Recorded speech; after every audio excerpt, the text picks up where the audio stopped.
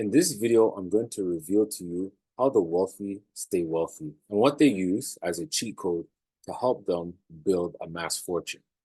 My name is Dean the Wealth Coach, your go-to guide for building wealth, and thank you for tuning into my channel.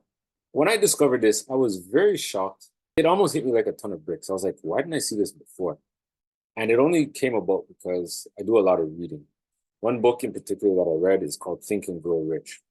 And when you first read the book, the author says you might find it in the beginning, you might find it in the end. Where you find it, who knows, right? I read this book or I listened to this book at least 3-4 times until I finally got it. And it didn't make sense at first. But the first part to building your wealth is creating the idea in your head. The title alone is like the giveaway, Think and Grow Rich. Mind you, the way I interpret it versus the way you interpret it might be different, but the whole concept is just there, where you need to think in order to grow rich. It's just not going to happen randomly. If you don't have that mentality to think that you're able to become rich, it's just not going to happen for you. And as like when that just popped into my head, I was like, oh, it makes sense now. Now you're maybe saying it's easier said than done.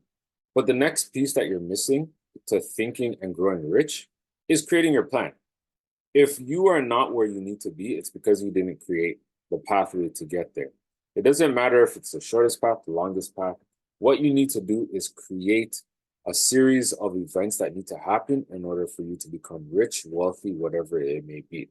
When I learned that you need to have a plan, I was like, I have a plan, now what? The piece that's missing is having principles. I was like, oh, this is what sets them, the rich, apart from everybody else. They have a bunch of rules, principles, whatever you want to call it, that they follow to a T. Same thing for like their routine. Everything has to be scheduled, calculated correctly. And it doesn't matter where you started from, because a lot of people that have, well, not a lot, but people that have money or that are rich, guess what? They started off, if they were broke, they started off with a plan. They thought about it. They came out with a plan and then set guidelines and principles for themselves. I'll share with you guys what I have.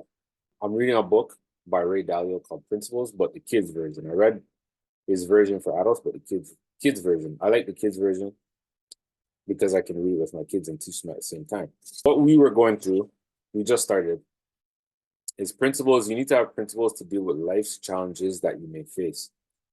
When he said that, well, that wasn't the first part he said. The first part he said was, these are things that I found out as I was going through my journey called life. And when he said that, he's like, these rules will help you navigate through life.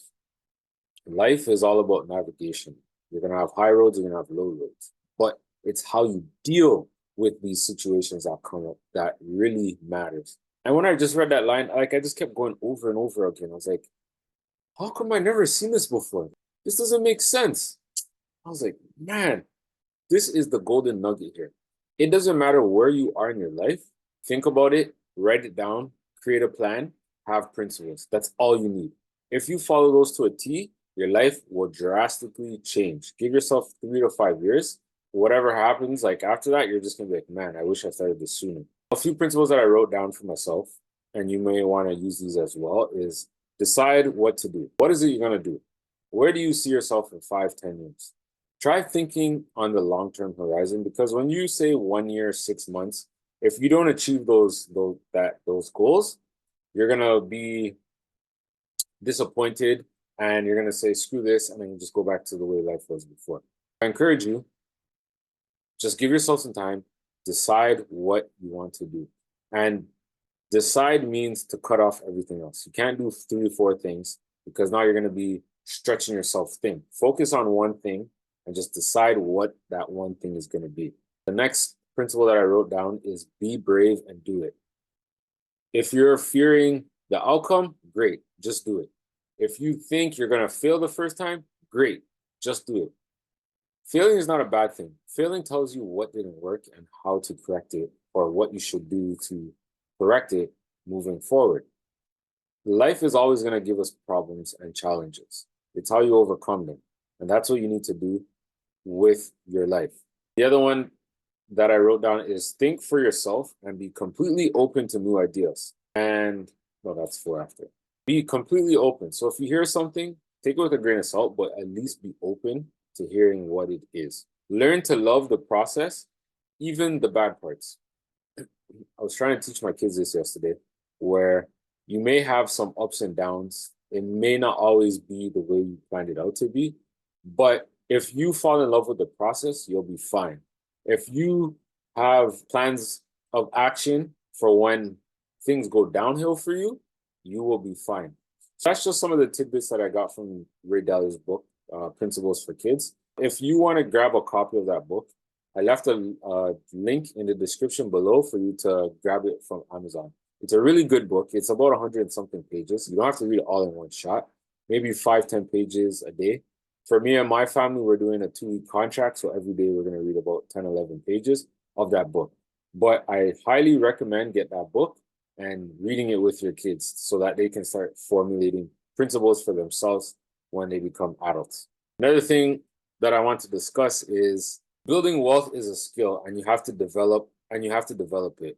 You need tools, you need a plan, like what I just mentioned, and execution. When you have those 3 things, that's how you start to build wealth. Tools can be a business, it could be real estate, it could be the stock market. What else is there? Yourself. You just want to equip yourself in order to be able to navigate through the hurdles that you're going to face when it comes to building your wealth. Building wealth is not just a straight line up. If it was just a straight line up like that, all of us would be rich. You have to have tools, the plan, and then the execution. Don't create the plan and don't execute it. Once your plan is done, get right to work and start working on it. And label it like version 1, because you're going to have to come back to it and make it better or adjust something because it didn't work in your previous plan. So that's something that you need to do when you are building your wealth. One thing I want you to know is the way you spend money says a lot about you and the life that you want and how you feel about yourself. Say again, the way you spend money says a lot about you,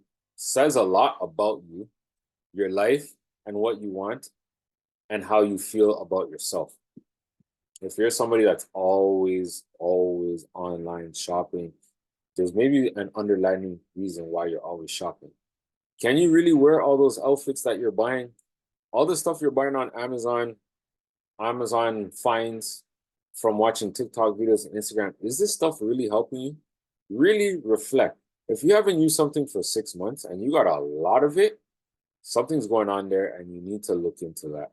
Also, with building wealth, don't ask yourself discouraging and disempowering questions. Always ask questions that the answer is going to complement that question.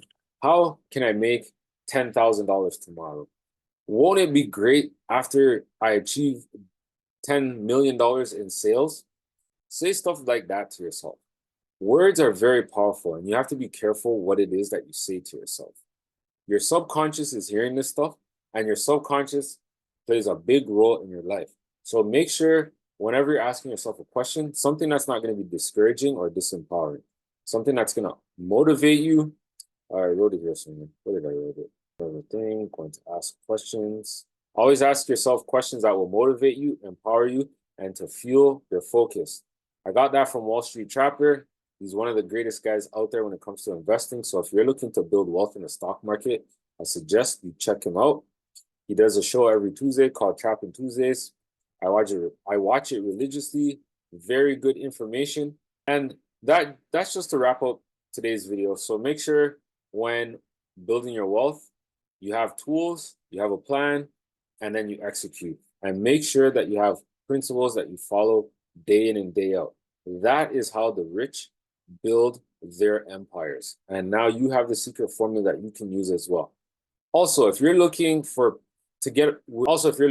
like-minded people to connect with, as you can see here, this logo, that's the Wealth Builders Academy. You can click down in the description below. It's only $7 a month.